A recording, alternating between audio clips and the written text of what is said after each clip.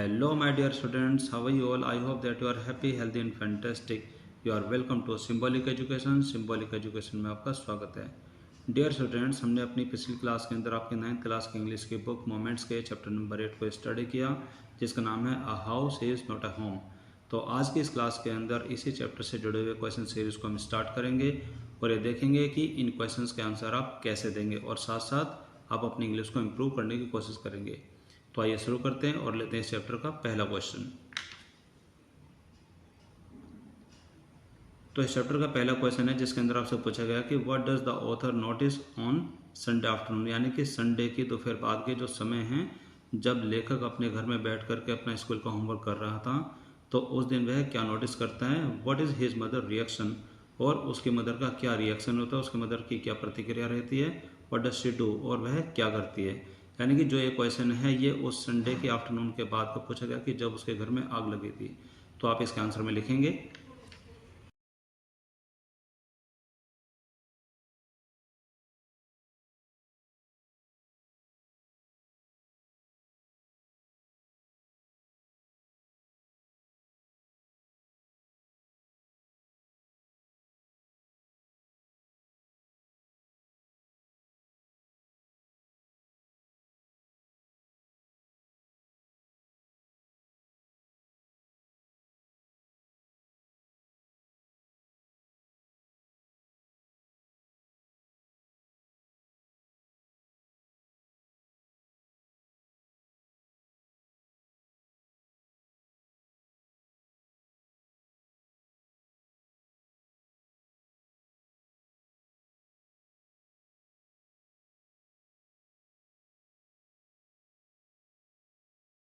तो पहले क्वेश्चन का आंसर में आप इसमें लिख सकते हैं कि the author while doing his homework notice the smoke pouring through the seems of the ceiling.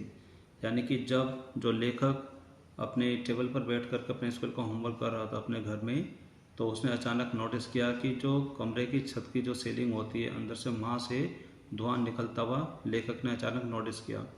The room was filled with the smoke very quickly. बहुत ही जल्द जो रूम था वो धुएं से भर गया था. The author and his mother ran outside to save their life. लेखक और उसकी मदर तुरंत बाहर भागे अपनी ज़िंदगी बचाने के लिए. His mother ran out of the house with a small box. उसकी मदर घर में से एक छोटा सा मेटल बॉक्स लेकर के बाहर भागी, फुल ऑफ इम्पोर्टेंट डॉक्यूमेंट्स, जिसके अंदर बहुत ही महत्वपूर्ण डॉक्यूमेंट्स थे. She after dropping the box in the lawn, कि वह उस बॉक्स को लॉन में ड्रॉप करने के बाद यानी कि उस आंगन में रखने के बाद run again into the house, वह घर में दोबारा भागी and came back with the picture and letters of authors father. और अपने साथ वह ऑथर के पिता की एक पिक्चर और उनके द्वारा लिखे गए कुछ लेटर्स के साथ बाहर आई, यानी कि वो उनको बचाना चाहती थी. Question number second. Question number second में आपसे पूछा गया कि why does he break down in tears after the fire. यानी कि जो इसमें ही है वह लेखक के लिए ही लिखा गया है कि आग लगने के बाद जो लेखक है वह फूट फूट कर क्यों रोता है. तो इसका आंसर में आप लिख सकते हैं.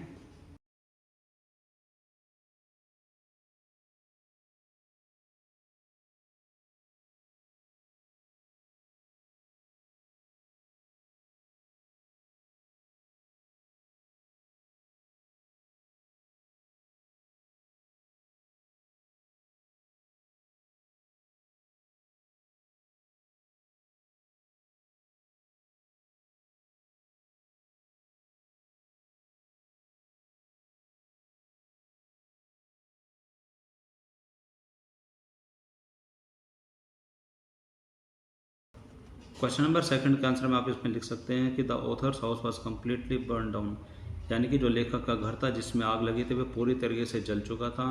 5 आवर्स लेटर, यानी कि 5 घंटे के बाद when the fire was finally put off, यानी कि 5 घंटे के बाद जब आग पूरी तरीके से बुझ गई थी, ही रियलाइज्ड, यानी कि उसको महसूस होता है अचानक ही, at once that his cat was nowhere. यानी कि उसकी जो प्यारी बिल्ली थी वो कहीं भी दिखाई नहीं दे रही थी, वह खो गई थी. He had to face the loss of old house, his house and his cat. कि अब लेखक को दुख इसलिए हो रहा है कि एक तो उसको जो सबसे बड़ा जो नुकसान है उसके पुराने स्कूल का, उसके घर का और जो उसकी बिल्ली है उन सब का पूरा बहुत बड़ा नुकसान उसको महसूस हो रहा है. इन सच अ स्टेट, यानी कि ऐसी स्थिति में he cried and broken down in tears. ये ऐसी स्थिति में वह बहुत रोते हैं और रो रो कर वह पूरी तरीके से बुरा हाल कर लेते हैं। Question number third. Question number third में आपसे पूछा गया कि why is the author deeply embarrassed the next day in the school, यानी कि अगले दिन, आग लगने के अगले दिन जो ऑथर है वो स्कूल में पूरी तरीके से घबराए हुए क्यों रहते हैं। विच words show his fear and insecurity, कि कौन से शब्द होते हैं जो उनके डर को और उनकी असुरक्षा को जताते हैं। तो इसका आंसर में आप लिख सकते हैं।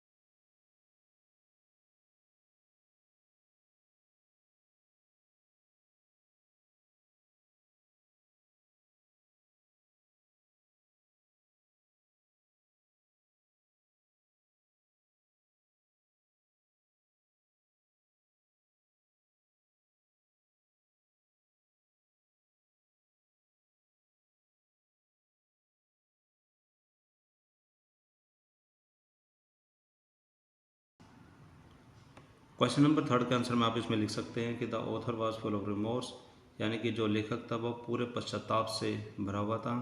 As he was left for school, कि जब वह स्कूल के लिए जा रहा था विद नथिंग, तो उसके पास कुछ भी नहीं था। He did not have proper dress, उसके पास स्कूल की प्रॉपर ड्रेस नहीं थी। एंड एनी स्टडी मटीरियल, और कोई भी पढ़ाई लिखाई का कोई सामान नहीं था। ही हैड नो बैकपैक, उसके पास उसका स्कूल का बैग भी नहीं था। He had the feeling of insecurity, उसके मन में असुरक्षा की भावना थी। All things appeared strange to him, सभी बातें बहुत ही अजीब महसूस हो रही थी उसको। ही वॉज शॉक डीपली, कि उसे बहुत ही डीपली शॉक लगा हुआ था। एंड सीम्ड फ्रस्ट्रेटेड, और पूरी तरीके से वो चिंताजनक था, फ्रस्ट्रेटेड था। The words uttered by him, जो शब्द उसके द्वारा बोले गए, was a destined to be an outcast and geek all my life, कि जो वर्ड्स उसके द्वारा बोले गए थे कि क्या मेरी किस्मत में यही लिखा था कि मुझे खदेड़ा जाए, एक जानवर की तरह मुझे हाँका जाए पूरी ज़िंदगी, क्या ऐसे ही चलता रहेगा। I did not want to grow up, कि मैं बड़ा नहीं होना चाहता हूँ, चेंज और कोई भी बदलाव नहीं चाहता हूँ, और have to handle my life, और मैं अपने जीवन को भी हैंडल नहीं करना चाहता। If it was to go this way, कि अगर सब कुछ ऐसे ही चलना था तो मैं बिल्कुल भी बड़ा नहीं होना चाहता हूँ। I just want to curl up and die, मैं सिकुड़ना चाहता हूँ पूरी तरीके से और मैं मर जाना चाहता हूँ। तो लेखक के जो ये शब्द जो कि उनके द्वारा बोले गए हैं, reveal his fear and insecurity, कि ये सभी शब्द उनके द्वारा जो बोले गए हैं वे उनकी असुरक्षा की भावना को प्रकट करते हैं। Question number four. Question number four में आपसे पूछा गया कि the cat and the author were very fond of each other, यानी कि जो बिल्ली है और जो लेखक है वे एक दूसरे से बहुत प्यार करते हैं। How has this been shown in this story, और यह इस कहानी में किस तरीके से दिखाया गया है। Where was the cat after the fire, और आग लगने के बाद जो बिल्ली थी वो कहाँ थी।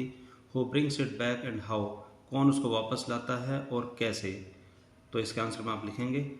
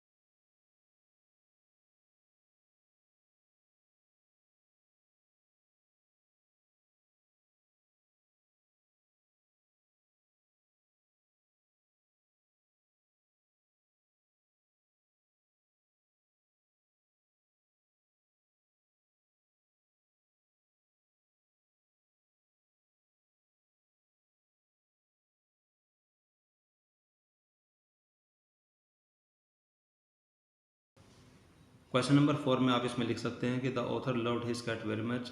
लेखक अपने बिल्ली से बहुत प्यार करते थे। He never wanted her far from him, वो कभी नहीं चाहते थे कि वो उनसे दूर जाए। She kept sitting beside him when he did his homework, और वो जब कभी भी अपना होमवर्क करते थे तो वो हमेशा उनके पास में बैठी रहती थी। एंड अदर हाउस और वर्ल्ड, पर वो कोई भी अन्य घर का काम करते तब भी वो उनके पास बैठी रहती थी। When the author found his cat back, कि जब ऑथर ने अपनी बिल्ली को वापस पाया, his happiness was beyond the limit, उनकी खुशियों का ठिकाना नहीं रहा। He grabbed that very much, कि उन्होंने बिल्ली को झट से ग्रैब कर लिया, झट से अपनी बाहों में ले लिया। एंड फेल्ट रिलीव्ड, और राहत की सांस ली। दिस प्रूव दैट, इससे साबित होता है कि they were very fond of each other, कि वे एक दूसरे से बहुत प्यार करते थे। आगे आप इसमें लिख सकते हैं कि the cat run over a mile away when house was on fire, जब घर में आग लगी थी तो बिल्ली भाग करके मीलों दूर चली गई थी। And a stranger lady brought it back, और एक अजनबी महिला इसको वापस लेकर के आई थी। As there was phone number written on the collar of the cat, हालांकि बिल्ली के कॉलर पर उनका फ़ोन नंबर भी लिखा था। But the phones and the other sources of connection were totally burned, लेकिन जितने भी सारे तरीके थे उनसे कनेक्शन करने के लिए, जैसे कि फ़ोन थे और अदर सूत्र थे, वो पूरी तरीके से जल चुके थे, जिससे कि उनका पता नहीं चल पा रहा था। इसीलिए so the lady work very hard to know, इसलिए उस महिला ने खूब मेहनत की यह जानने के लिए हुज कैट इट वाज, कि ये बिल्ली किसकी है। And brought it back to the author, और लेखक के पास उसको वापस लेकर के आ गई। Question number 5। क्वेश्चन नंबर 5 में आपसे पूछा गया कि what actions of the schoolmates change the author's understanding of life and people and comfort him emotionally, कि जो लेखक के जो नए स्कूल के जो क्लासमेट होते हैं उनके कौन से कार्य लेखक की सोच को ज़िंदगी के प्रति और लोगों के प्रति बदल देते हैं और उसको भावनात्मक तरीके से आराम पहुंचाते हैं, यानी कि उसको इमोशनली कंफर्ट करते हैं। How does his loneliness vanish and how does he start participating in life, कि लेखक का अकेलापन किस तरह से दूर होता है और वह लाइफ में पार्टिसिपेट करना कैसे शुरू करता है, यानी कि लोगों के बीच में बैठना, लोगों से घुलना कैसे शुरू करता है। तो इसका आंसर में आप लिखेंगे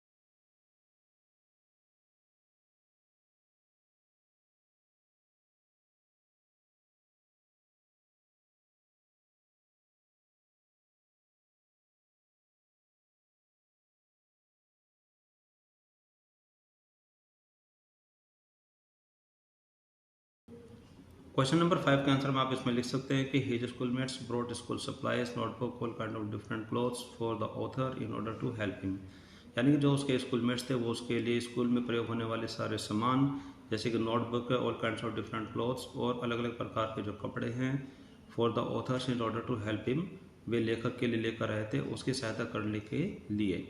आगे आप इसमें लिख सकते हैं कि it was a matter of surprise and too difficult to believe for him, और यह बात थी कि उसको एक सरप्राइज़ देना और बहुत मुश्किल था कि उसको ये विश्वास दिलाना कि हाँ हम उसकी सहायता के लिए हैं। आगे आप इसमें लिख सकते हैं कि ही गॉट इमोशनल सेटिस्फैक्शन, यह सब देख करके लेखक को एक भावनात्मक संतुष्टि हुई।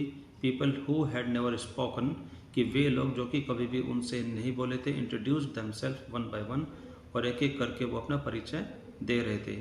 ऑल थिंग्स सेम्ड न्यू, कि सभी जो बातें थी, सभी जो चीज़ें थी उनके लिए नई महसूस हो रही थी। And created his interest in life back, और इसकी वजह से लेखक का जो रुचि है वो उसकी लाइफ में वापस आ गई, यानी कि वो लाइफ में दोबारा इंटरेस्ट लेने लगे।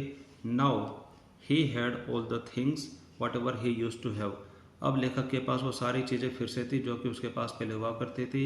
ही started enjoying his life as usual, और फिर लेखक ने अपने जीवन को पहले की तरह एंजॉय करना शुरू कर दिया था। Question number 6। क्वेश्चन नंबर 6 में आपसे पूछा गया कि what is the meaning of my cat was back and so I was, यानी जो लेखक के द्वारा इस चैप्टर के अंत में जाकर के एक सेंटेंस बोला गया कि my cat is back and so I was, कि मेरी बिल्ली वापस आ गई थी और मैं भी वापस आ गया था, इस लाइन का क्या मतलब है। Had the author gone anywhere, क्या लेखक कहीं और चले गए थे। Why does he say that he is back also, कि लेखक ऐसा क्यों कहते हैं।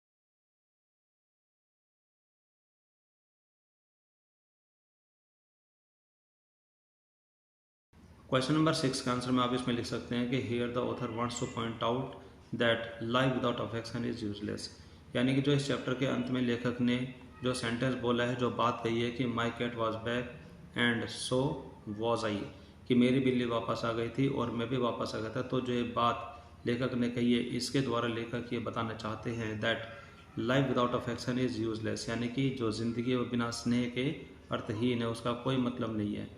He was depressed after a great loss in all the field, यानी कि जो उसकी हर फील्ड में जो उनका नुकसान हुआ, यानी कि हर तरफ से जो लेखक का नुकसान हुआ है, उसकी वजह से पूरी तरह से डिप्रेस थे। His old school and teachers were always in his mind, कि लेखक का जो पुराना स्कूल था और जो उसके टीचर्स थे वो हमेशा उसके मन में रहे।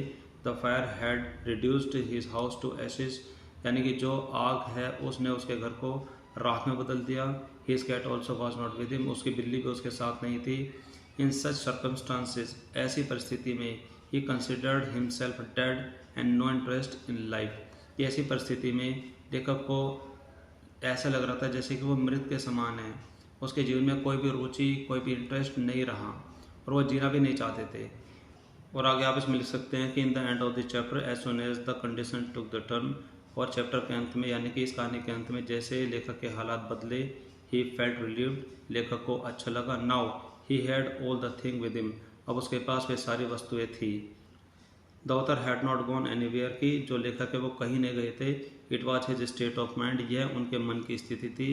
ही recovered from his gloomy state and started enjoying life when he got his cat back, कि जब लेखक को उनकी बिल्ली वापस मिली तो वो ये बताना चाहते हैं कि जो उससे पहले जो वो अपना जीवन उदासीपूर्ण तरीके से जी रहे थे, जिस तरीके से वह जो जी रहे थे उसमें कोई भी उमंग, कोई भी रुचि नहीं थी, लेकिन जब उन्होंने अपनी बिल्ली को वापस पाया तो उनकी सारी खुशी और सारी उमंग लाइफ में फिर वापस लौट आई और वे ज़िंदगी का आनंद लेने लगे। सो माय डियर स्टूडेंट्स, आज की क्लास में आपने देखा कि आपके 9th क्लास के इंग्लिश के बुक मोमेंट्स के चैप्टर नंबर 8 के क्वेश्चन सीरीज को हमने कैसे हैंडल किया, एक एक क्वेश्चंस का जवाब हमने कैसे दिया। आई होप कि आपने सभी क्वेश्चन के आंसर्स को बड़े ध्यान से सुना होगा और साथ साथ अपने इंग्लिश को इम्प्रूव करने की कोशिश की होगी।